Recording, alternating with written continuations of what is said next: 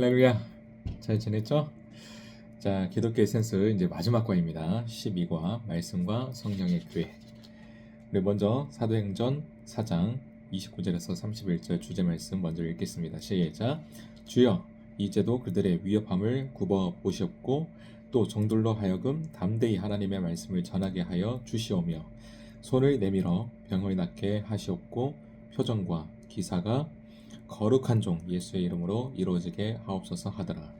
빌기를 다음에 모인 곳이 진동하더니 우리가 다 성령이 충만하여 담대히 하나님의 말씀을 전하니라. 아멘. 자, 마음문을 열면서 한번 들어가 볼까요? 당신이 과거에 다른 교회에 다닌 적이 있었다면 그 교회는 어떤 교회였는지 한번 나눠주십시오.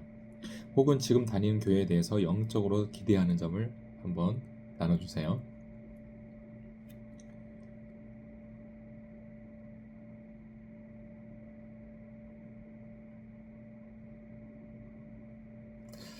전에 다녔던 교회 그리고 현재 다니고 있는 교회 그 영적인 분위기는 어떻고 또 교회가 또 신학적으로 어떤 흐름을 가지고 있는지 좀 주의 깊게 한번 느껴본 적이 있으신가요? 그거를 염두하고 자 이제 에센스로 들어가 보도록 하겠습니다. 자, 첫 번째 1번 말씀과 성령의 교회. 복음주의하고 은사주의가 나와요. 복음주의와 은사주의는 20세기 기독교를 양분하는 거대한 두 강줄기와도 같습니다. 자, 네모. 처음 네모는 말씀을 강조하는 교회를 복음주의라고 하고 성령을 강조하는 교회를 은사주의라고 합니다. 복음주의는 성경 66권은 완전하다. 교회는 어떤 일이 있어도 말씀을 그대로 믿고 또 그것을 설교하고 공부해야 된다라고 가르칩니다. 또한 삶의 모든 영역에서 말씀에 복종하는 삶을 가르쳤어요.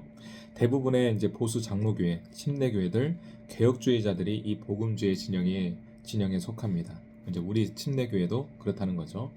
자, 두 번째 은사주의는 크리스천의 삶과 교회의 원동력은 어디에 있냐? 성령에 있다. 성령의 임재와 능력에 있다라고 가르칩니다. 근데 이 양쪽의 장점을 다 수용을 해야 돼요. 수용해서 말씀과 성령이 겸비된 교회, 또 복음주의와 은사주의의 장점이 잘 조화된 교회, 즉 기름 부으심이 있는 복음주의 교회가 되도록 노력하는 것이 중요하다라는 것입니다. 말씀의 교회를 대표하는 복음주의는 성경 66권은 완전하며 교회는 말씀을 있는 그대로 믿고 설교하고 공부해야 된다고 믿습니다. 은사주의 교회는 하나님을 체험하고 또 이제 그분의 능력을 구하며 성령님을 통한 기적과 변화를 기대하라고 요구합니다. 그러니까 하나님의 성회의 순복음, 오순절 교회들이 다 이 은사주의에 속하는 것이죠. 말씀과 성령이 잘 겸비된 교회, 복음주의와 은사주의의 장점이 잘 조화된 교회가 된다면 얼마나 좋을까요? 말씀과 성령의 조화를 이룬다는 것이 과연 어떤 것인지, 우리가 지향해야 하는 균형 잡힌 영성이란 어떤 것인지 더그 베니스터 목사님의 저서 훌륭한 교회에서 위대한 교회로 라는 이 책을 통해서 함께 배워보도록 하겠습니다. 자, 2번 볼까요?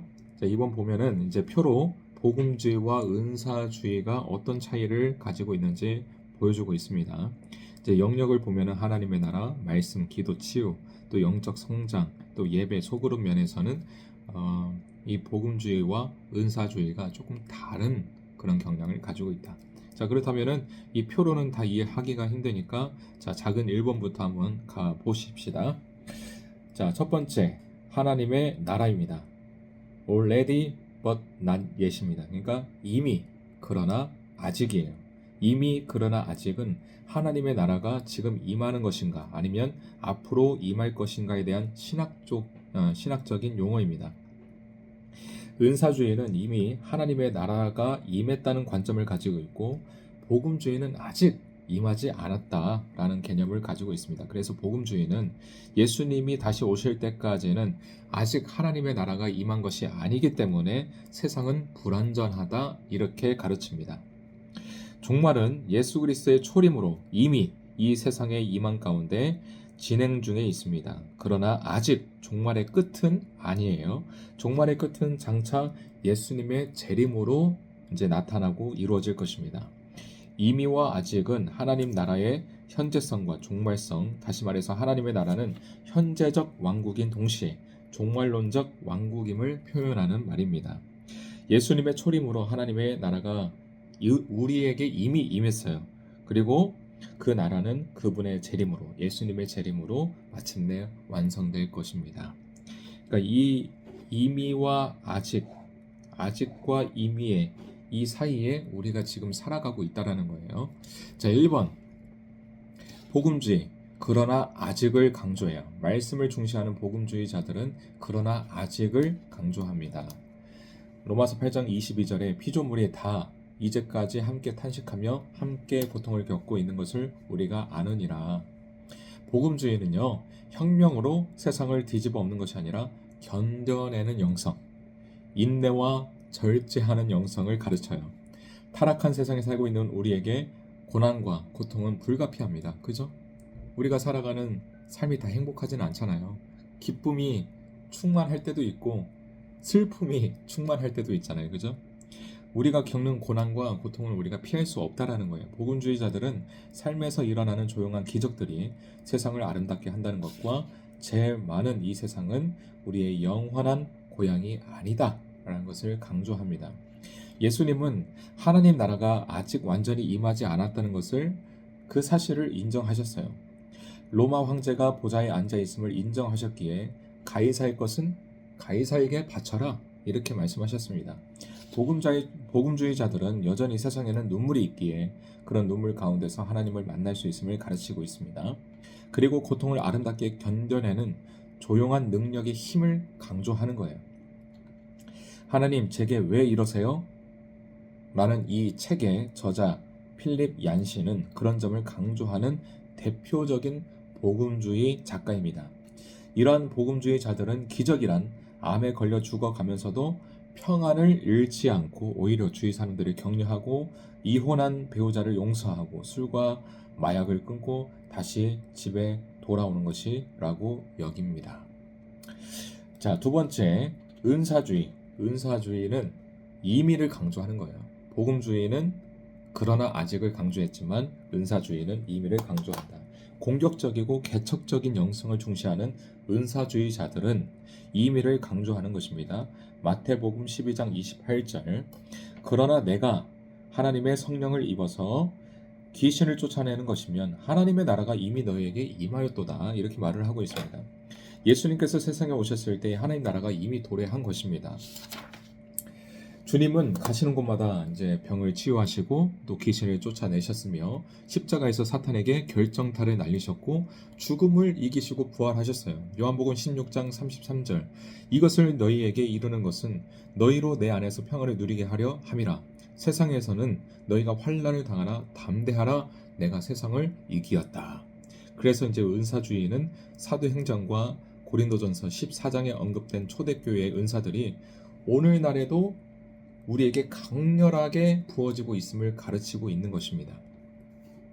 자, 작은 두 번째, 2번을 보면은 이제 기독교 세계관에서도 차이가 있는데, 1번 복음주의, 기독교 세계관과 제자들을 통해 세상 속으로 들어가는 것을 강조합니다. 코람데오 아시죠? 하나님의 임재 앞에서, 하나님의 앞에서라는 라틴어입니다. 무엇을 하든지 어디에 있든지 하나님이 지켜보신다라는 그런 의식을 그리고 또 인식을 가지며 살자라는 뜻을 가지고 있습니다. 결국 크리스천은 하나님의 임재 앞에서 어떻게 신앙 생활을 또 삶 속에서 살아낼 것인가, 즉 코람데오를 항상 고민하면서 살아야 하는 것이죠. 예를 들어서 예수님이 이 회사의 CEO라면 어떻게 회사를 운영하셨을까? 직원들이나 고객들을 대할 때 예수님이라면 어떻게 할 것인가? 도시 빈민 구제 문제를 예수님이라면 어떻게 하셨을까? 교회는 이런 관점을 갖고 세상의 빛과 소금이 되어야 한다라는 것입니다. 프란시스 셰퍼라든지 존 스토트 목사님 등이 이런 복음주의 기독교 세계관 운동에 큰 기여를 했습니다. 복음주의는 예수님과 말씀의 관점으로 세상을 분석하고 이해하는 능력을 갖추고 또 세상의 여러 영역에 뛰어들어가서 제자로서의 삶을 살아가야 된다라고 강조를 하고 있습니다. 자, 그렇다면 은사주의는요? 은사주의에서는 기독교 세계관을 익혀 세상 속으로 들어가는 그쪽보다는 세상을 지배하고 있는 어둠의 권세를 파악하고 대치하는 쪽을 강조합니다. 은사주의는 크리스천이 세상의 빛과 소금이라는 개념보다는 주님의 신부의 정체성과 세상에 때가 묻지 않는 거룩과 순결을 강조해요. 한 걸음 더 나아가서 교회는 주님의 군대로서 세상 권세 잡은 자, 어둠의 세력과 피할 수 없는 이 영적인 전쟁을 치러야 된다라고 강조를 하는 것입니다. 근데 우리에게는 이 두 가지 개념이 양자택일의 이슈가 아니에요. 양쪽 모두를 갖추고 균형을 이뤄야 된다라는 것입니다. 크리스찬은 세상 속으로 들어가야 돼요. 기독교는 도피하는 신앙이 아니기 때문에 그렇습니다. 그러나 세상이 결코 우리 안으로 들어오지 못하게 해야 됩니다. 우리는 세상 속에 있으나 세상에 속하지 않도록 거룩한 긴장감을 가지고 균형감 있게 살아가야 돼요. 이 두 가지, 거룩한 긴장감 또 균형감, 이 두 가지가 정말 중요합니다. 자, 세 번째 볼까요? 말씀 사역에 있어서 또 어떤 차이를 보이는지. 자, 복음주의는 닫힌 말씀이에요. 이게 무슨 말이냐? 신구약 성경의 권위와 강해 설교, 그다음에 말씀 묵상, 즉 큐티를 강조합니다.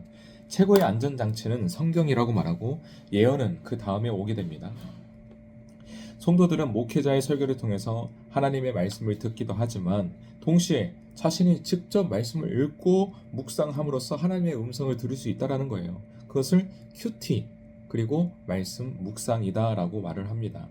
큐티는 그리스도인이 일상생활에서 구별하여 개인적으로 고요한 시간을 마련함으로써 하나님의 임재를 느끼고 하나님의 음성을 듣는 시간입니다. 이른바 신앙 정서에 부합된 거룩한 시간이며 하나님과 은밀히 친교하는 묵상의 시간이라고 정의할 수 있죠.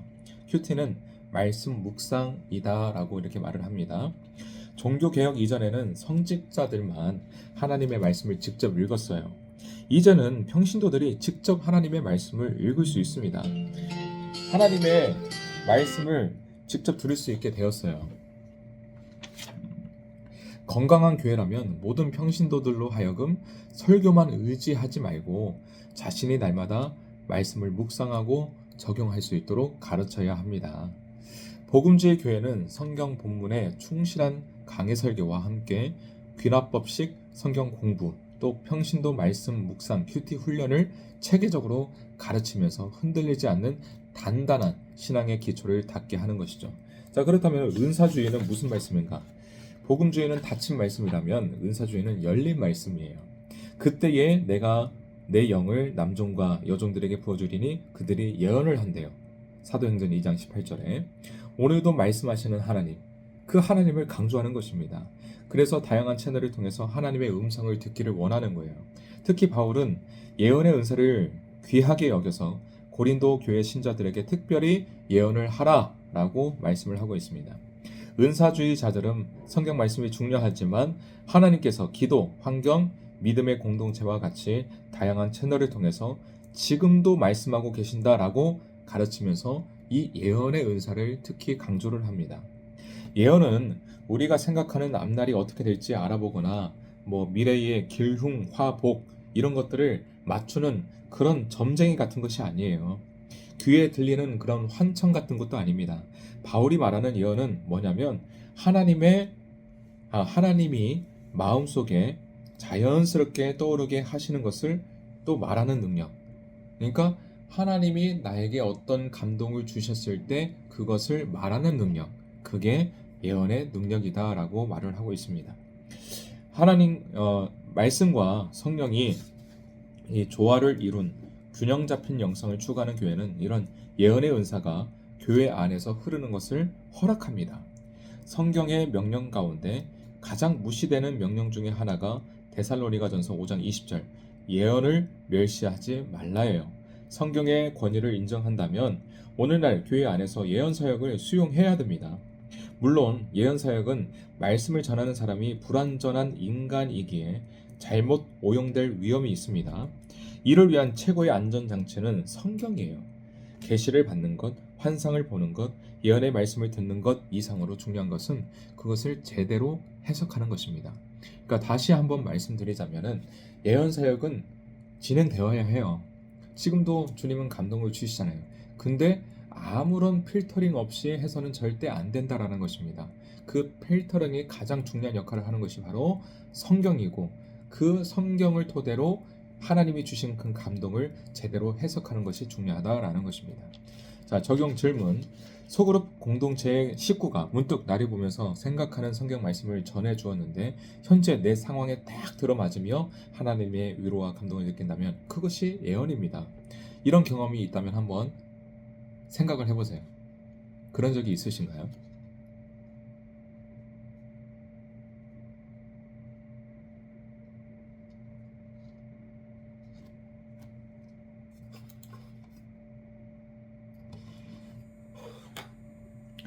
자, 네 번째, 기도 사역입니다. 자, 기도 사역에 있어서는 또 어떤 차이가 있는가? 첫 번째, 복음주의.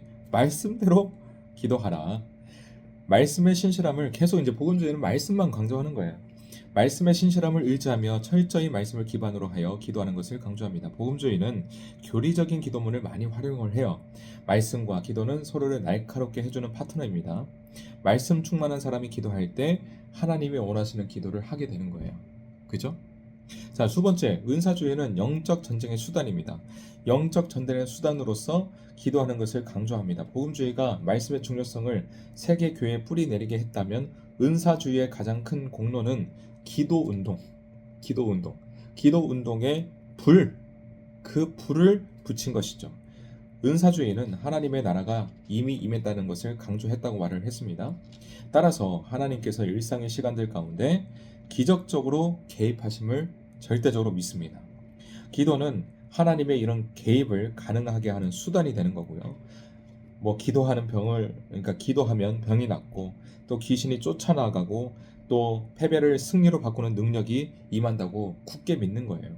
또한 은사주의는 영적 전쟁이 한참 진행 중이라고 믿기 때문에 가장 강한 전투 수단인 이 기도의 끈을 놓칠 수가 없다라는 것입니다. 자, 다섯 번째, 치유사역 한번 볼까요?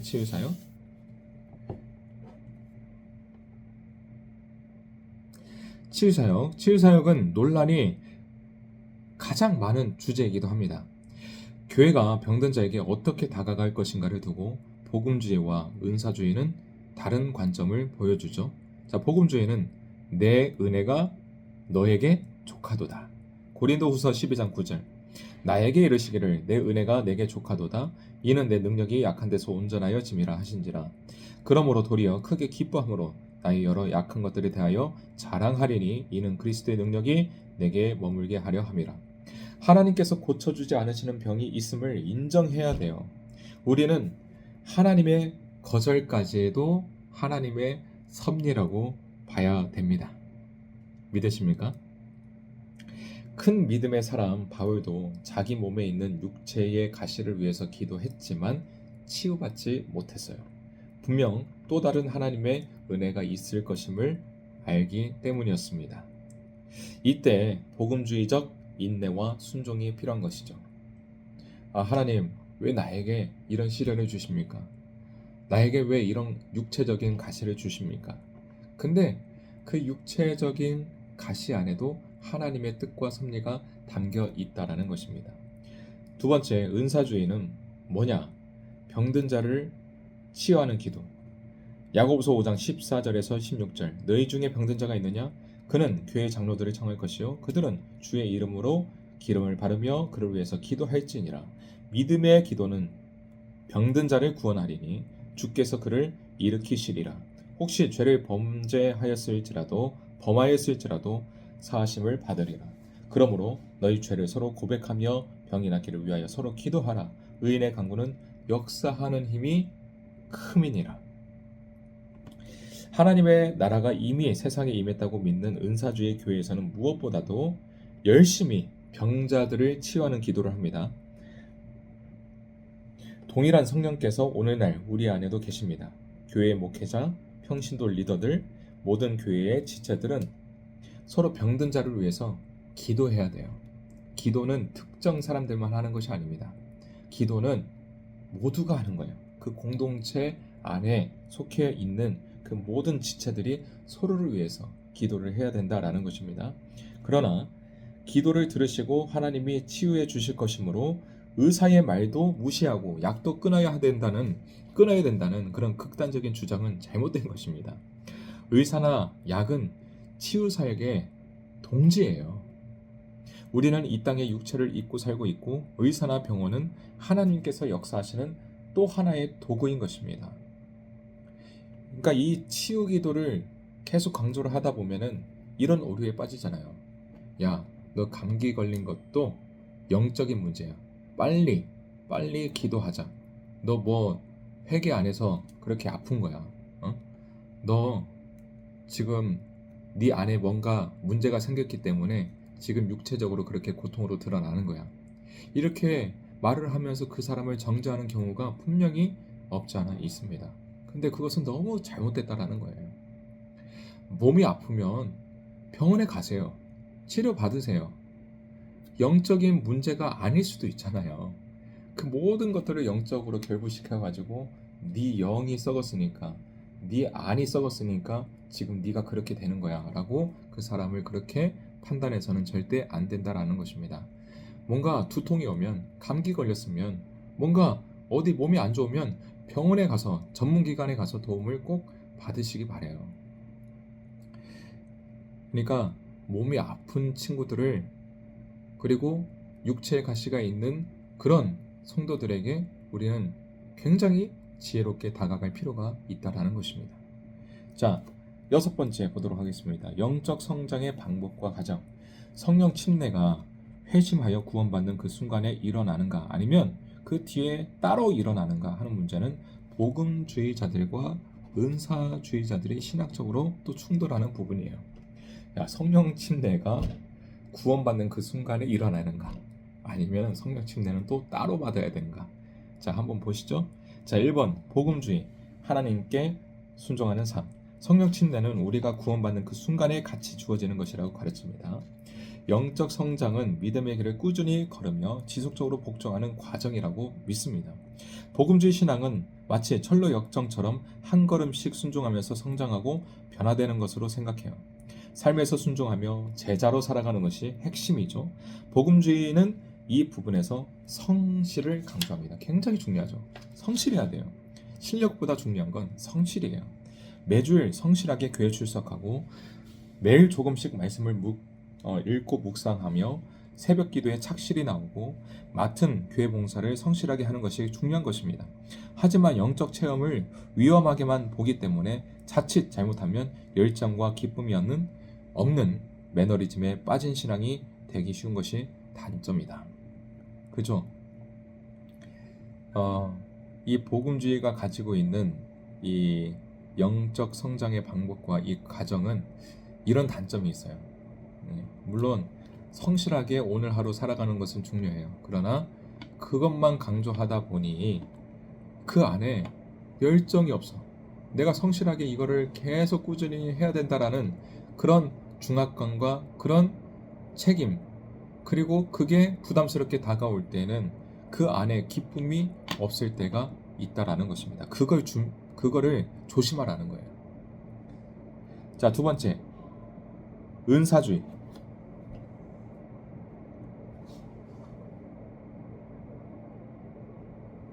지금 거기도 비 많이 오나요? 자, 은사주의 볼까요? 복음주의에서는 삶에서의 순종이 키워드였다면 은사주의는 체험적 신앙이 핵심이에요.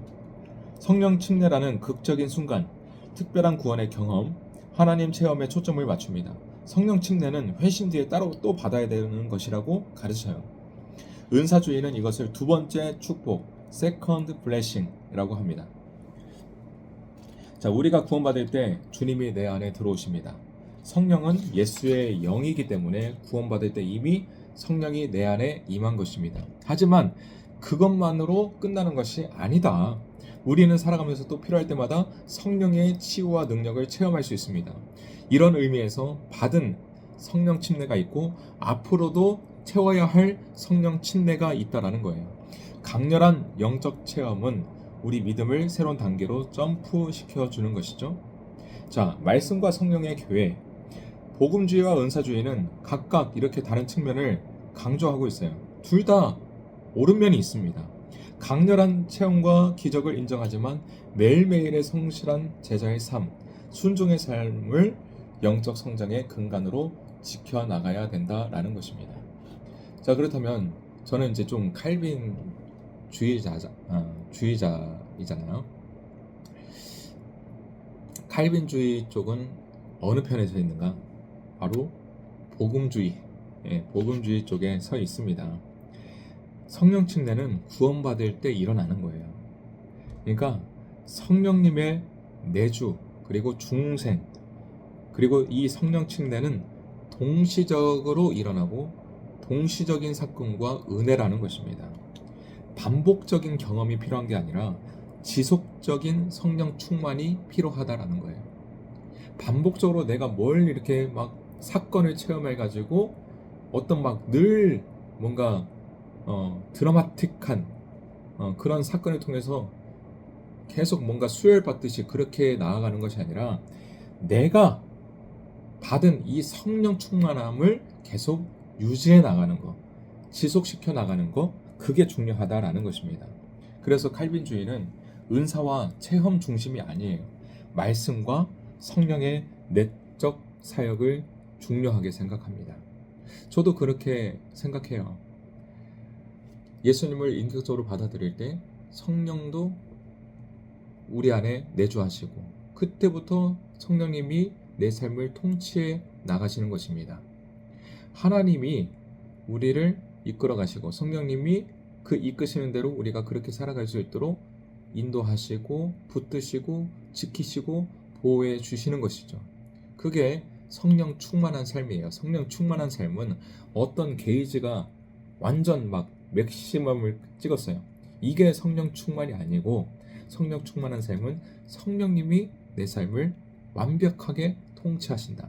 이게 성령 충만이에요. 이 성령 충만한 삶을 잘 유지해 나가는 게 중요하지. 내가 어떤 막 기적을 주기적으로 체험을 해야만 그게 내 삶의 어떤 신앙의 근간이 되는 게 아니다라는 것입니다. 이해되시겠죠? 그러니까 어쨌든 간에 이 복음주의와 은사주의가 강조하는 것들 중에서 좋은 점들만 뽑아서 균형 있게 나아가야 된다라는 것입니다. 자, 7번입니다. 예배는 또 어떻게 다른가? 자, 복음주의 초월의 하나님을 또 막 강조하는 거예요. 복음주의자들은 건전한 교리에 입각한 찬송가를 많이 지어서 이제 불렀습니다. 하나님의 위대하심에 찬양에 초점을 맞춥니다. 만유의 주 찬양, 주 하나님 지으신 모든 세계, 뭐 이런 찬양 있잖아요. 저도 요즘 이런 찬양을 많이 해요. 어떤 개인의 내 삶에서 일하시는 그 주님보다는 뭔가 주님의 높고 위대하심, 주님의 전능하심, 그런 하나님을 많이 찬양을 하는데 그게 이제 복음주의적 그런 찬양이라는 것이죠. 자, 은사주의는 내재하시는 하나님이다. 하나님을 체험하고 하나님과의 친밀함에 찬양을 초점을 맞추고 있습니다. 믿음의 전통을 가진 찬송가를 보완하면서 새로운 성령의 감동이 있는 PCM을 통해서 예배 찬양을 이제 계속 불을 붙였습니다. 하나님과의 친밀한 관계를 갈망하는 신세대의 열망을 대변하는 새로운 예배 음악이 탄생한 것이죠. 예를 들어서 이제 종교개혁의 선구자 마틴 루터가 당시 독일에서 유행하던 대중가요 음악에 신앙적인 가사를 붙여서 찬송가를 만든 것처럼 은사주의 운동은 록과 그다음에 팝 음악에 익숙한 7, 80년대 젊은이들의 음악에 신앙적 가사를 붙였습니다. 요즘은 고전 찬송가를 현대 음악으로 편곡한 찬양곡들이 점점 늘어나고 있죠. 그러니까 이런 것들이 다 은사주의적 찬양이다라는 것입니다. 한 세대 전인 7, 80년대만 해도 윌로크릭 교회의 빌 하이벨스처럼 하나님을 믿지 않는 구도자들을 위한 예배와 또 기성신자를 위한 예배를 따로 구분한 것이 효과가 있었어요. 근데 이 시대는 말씀을 통한 사랑의 이야기를 듣고 싶어하고 또 경험할 수 있는 하나님을 또 찾고 있습니다. 말씀과 성령의 교회는 바로 이 두 가지를 다 가능하게 하는 거예요. 신자와 불신자를 다 끌어안을 수 있는 것입니다. 그러니까 가장 좋은 예배는 뭐냐면은 신자와 불신자 모두가 은혜 받는 예배가 좋은 예배예요. 어느 한 특정 그룹만을 향한 그런 예배는 특별 예배를 통해서는 할 수 있죠. 그러나 매주 그렇게 할 수는 없어요. 예배당에 있는 모든 예배자들, 그 예배자들 안에는 기신자가 있고 초신자가 있습니다. 또 새가족이 있을 수 있어요. 근데 새가족이라고 은혜를 못 받는 건 아니거든요. 새가족이라고 해도 처음 딱 왔는데 그 말씀이 막 내 심장을 막 두드리는 그런 놀라운 또 은혜의 사건이 일어나기도 하잖아요. 그죠? 그러니까 가장 올바르고 좋은 예배는 뭐냐? 예배당에 있는 그 모든 예배자들이 모두가 동일한 그 은혜를 누리는 그 예배가 좋은 예배다. 그래서 이 복음주의적 찬양 그리고 은사주의적 찬양 뭐 둘 중에 하나가 좋다 나쁘다 이걸 떠나서 정말 이 찬양을 아주 적절하게 조화롭게 하나님 앞에 올려드릴 때에 또 하나님이 그 찬양을 통해서 역사해 주시고 또 임재해 주시고 또 은혜 베풀어 주신다는 것입니다. 자, 8번 소그룹의 중요성. 자, 소그룹의 중요성은 아무리 강조해도 이제 부족하죠. 교회가 커질수록 뭘 활성화시켜야 되냐? 소그룹을 활성화시켜야 돼요. 오이코스 지금 하고 있잖아요. 소그룹은 주님이 보여주신 모델이기도 합니다. 그런데 소그룹의 중요성에 대해서는 모두가 동의하지만 복음주의와 은사주의는 소그룹을 활용하는 목적이 또 달라요. 자, 복음주의는 말씀 나눔입니다. 소그룹을 통해서 성경 공부를 하며 말씀 적용을 나눠요. 큐티 나눔, 또 제자 훈련, 학습적 영성 훈련 이런 것들이 있습니다. 특별히 이제 CCC나 IVF, 내비게이터 같은 많은 선교 단체들이 이렇게 하고 있죠. 자, 두 번째, 은사주의는 그러면은 소그룹 모임을 어떻게 진행하냐? 기도 모임이에요. 복음주의는 말씀, 은사는 기도. 소그룹으로 모여 함께 기도하는 일에 힘씁니다. 여기에는 이제 서로의 병 고침을 위해서 중보하는 치유 기도가 들어가 있고요. 각자가 들은 하나님의 말씀 그리고 음성을 나누면서 또 기도를 합니다. 자, 소그룹이 말씀을 나누는 곳인 동시에 서로 뜨겁게 기도하는 그룹이 될 것을 장려합니다. 함께 모여 기도하지 않는 그룹은 차갑고 메말라가게 될 것이고 말씀을 중심으로 모이지 않는 소그룹은 방향을 잃고 헤매게 될 거예요. 그러니까 말씀을 나누며 기도하고 기도하며 말씀을 나누는 균형 잡힌 소그룹이 되어야 된다라는 것입니다. 그게 중요한 거예요. 자, 이렇게 이제 차이점을 좀 쭉 알아봤어요. 좀 이해가 되시나요?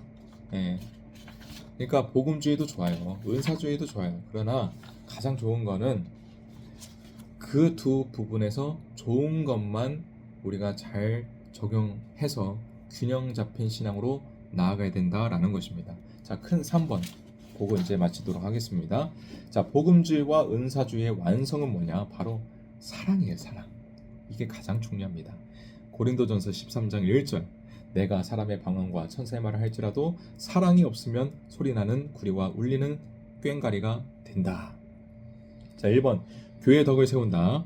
자, 고린도전서 14장 3절에서 4절 그러나 예언하는 자는 사람에게 말하여 덕을 세우며 권면하며 위로하는 것이요 방언을 말하는 자는 자기의 덕을 세우고 예언하는 자는 교회의 덕을 세우나니.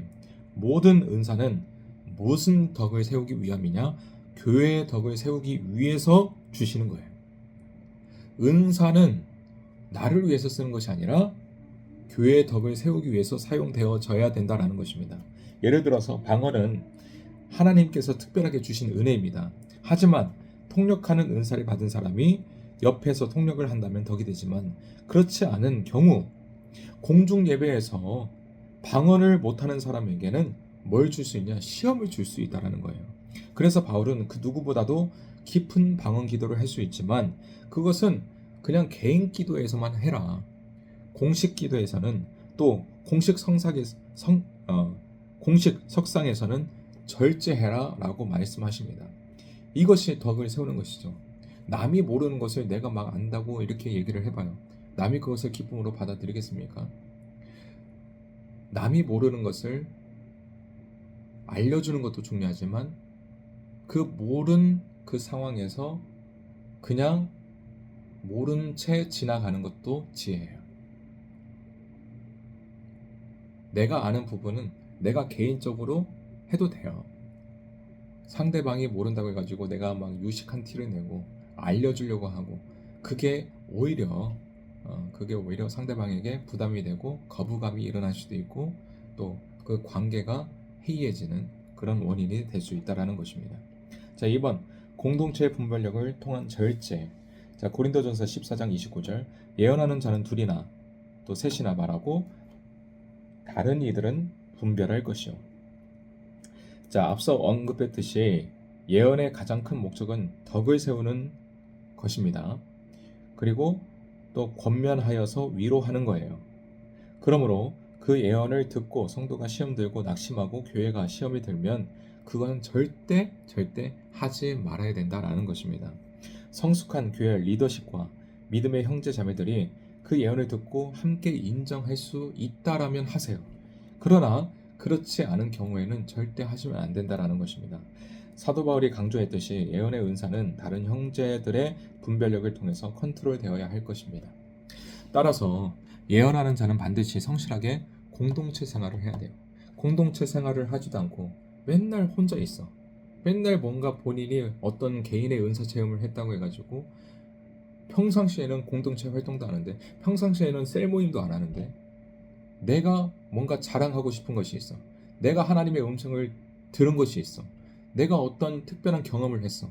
막 그럴 때만 사람들한테 찾아가가지고 야, 하나님 나에게 이렇게 말씀하셨어. 하나님이 나에게 있던 이런 막 은사를 주셨어. 그거는 개인의 자랑이잖아요. 그죠?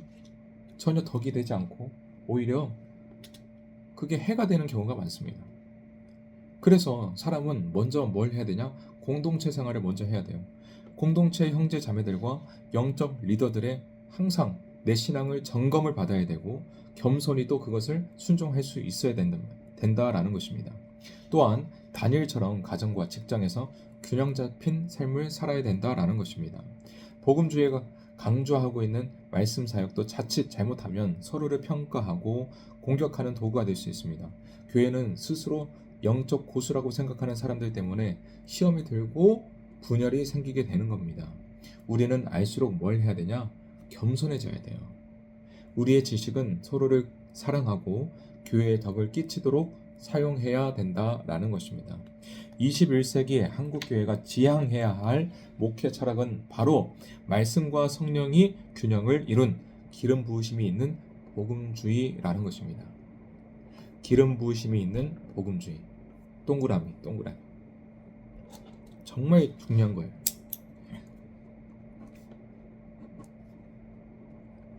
이게 바로 말씀과 성령이 균형을 이루는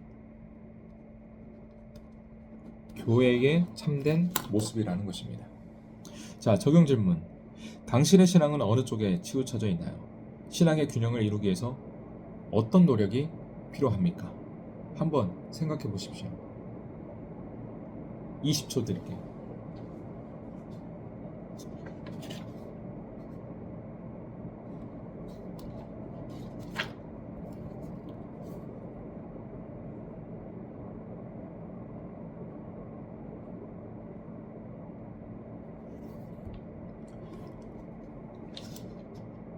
꼭 강조드립니다. 말씀과 성령이 균형을 이룬 능력 있는 신앙생활이 되시기를 축복합니다. 자, 암송구절. 자, 두 구절 보도록 하겠습니다. 야고보서 5장 16절. 다 같이 읽겠습니다. 시작. 그러므로 너희 죄를 서로 고백하며 병이 낫기를 위하여 서로 기도하라. 의인의 강구는 역사하는 힘이 큼이니라. 고린도전서 13장 1절. 내가 사람의 방언과 천사의 말을 할지라도 사랑이 없으면 소리나는 구리와 울리는 꽹과리가 되고. 꼭 암송을 하셔서 내 신앙생활과 내가 가진 은사를 통해서 반드시 하나님에 대하여 또 다른 지체에 대한 사랑이 꼭 나타나기를 축복합니다. 자, 핵심 마무리 이제 세 문단 읽고 마치도록 하겠습니다. 첫 첫 번째, 말씀과 성령, 복음주의와 은사주의. 성경에서 말하는 좋은 교회는 말씀과 성령이 조화를 이룬 교회입니다. 교회에는 말씀을 강조하는 복음주의 교회와 성령을 강조하는 은사주의 교회가 있습니다. 복음주의는 기독교적 세계관을 강조하며 혁명으로 세상을 뒤집는 것이 아니라 견뎌내는 영성, 인내와 절제의 영성을 가르치죠. 은사주의는 교회가 주님의 신부로서의 순결과 거룩을 지키며 주님의 군대가 되어서 세상과 싸우는 공격적이고 개척적인 영성을 가르칩니다. 자, 이 개념을 확실하게 아셔서 이 두 가지를 잘 접목해서 튼튼한 또 단단한 신앙생활을 만들어 가시기를 바랍니다. 자, 두 번째, 닫힌 말씀과 열린 말씀. 복음주의는 신구약 성경 66권의 권위를 절대적으로 존중하며 하나님이 우리에게 말씀하시는 가장 중요한 수단이 성경이라고 가르칩니다. 반면에 은사주의는 하나님이 우리의 각자에게 그분의 음성을 들려주신다는 사실을 가르치며 예언의 은사를 강조합니다. 복음주의가 말씀의 중요성을 세계 교회에 뿌리내리게 했다면 은사주의는 기도 운동에 불을 붙였고 병든 자를 치유하는 기도에 집중했습니다. 말씀과 기도는 서로 날카롭게 해주는 파트너예요. 그러니까 어느 한쪽만 강조해서는 안 돼요. 이 두 가지가 계속 날카롭게 해야 된다라는 것입니다. 자, 세 번째, 복음주의와 은사주의의 완성. 복음주의와 은사주의는 각각 다른 측면을 더 강조하는 것일 뿐 둘 다 맞아요. 우리에게는 양면이 다 필요합니다. 세상으로부터 도피하지 않으면서 세상에 물들지 않는 거룩한 긴장감이 필요하다는 것이죠.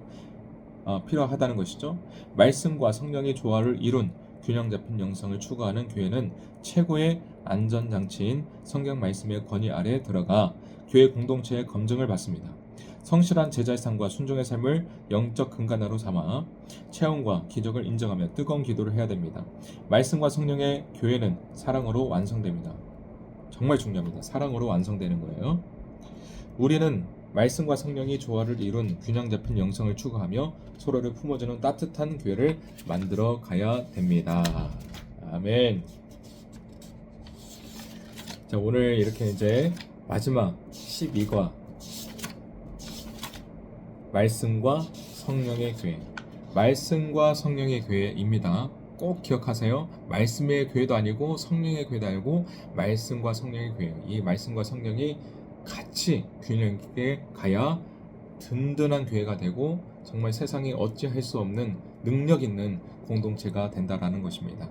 그래서 말씀과 성령이 충만한 우리 개인의 삶이 되시기를, 또 속해 있는 그 공동체가 되시기를 축원합니다. 기도하겠습니다. 하나님 아버지, 감사합니다. 오늘 말씀과 성령의 교회라는 주제로 함께 또 하나님의 말씀과 마음을 나누게 해주셔서 참으로 감사드립니다. 주님, 정말 우리의 신앙의 모든 삶의 근간은 오직 하나님의 말씀인 줄 믿습니다. 항상 말씀을 가까이 하고 읽고 묵상하면서 말씀이 이끄시는 삶을 온전히 살아낼 수 있도록 인도하여 주옵소서. 그러나 그것이 부담으로 다가오고 그것이 의무가 되고 책임이 되는 것이 아니라 그 안에 기쁨과 능력이 넘쳐나길 원합니다. 성령 하나님, 내 삶에 오셔서 늘 성령 충만케 하여 주시고 이 성령 충만한 삶이 늘 지속되도록 함께하여 주옵소서. 그리하여 이 말씀과 이 성령이 항상 균형을 이루어서 정말 세상이 어떻게 할 수도 없고 정말 세상이 감당치 못하는 그런 믿음을 소유한 자로 살아가는 하나님의 아들, 딸들, 하나님의 자녀들 다 되게 하여 주옵소서. 또한 또 우리 지체들이 속해 있는 그 공동체가 말씀과 성령으로 늘 충만하여져서 정말 견고한 반석 위에 세워진 아주 정말 튼튼한 교회가 되게 하여 주시고 정말 세상의 어떤 풍파에도 흔들리지 않는 교회, 정말 이 어두운 세상 가운데 빛과 소금의 역할을 감당하기에 부족함이 없는 그런 공동체로 하나님 세워 주옵소서. 모든 것을 주님께 맡겨드리며 감사하고 예수님의 이름으로 기도드립니다. 아멘. 감사합니다.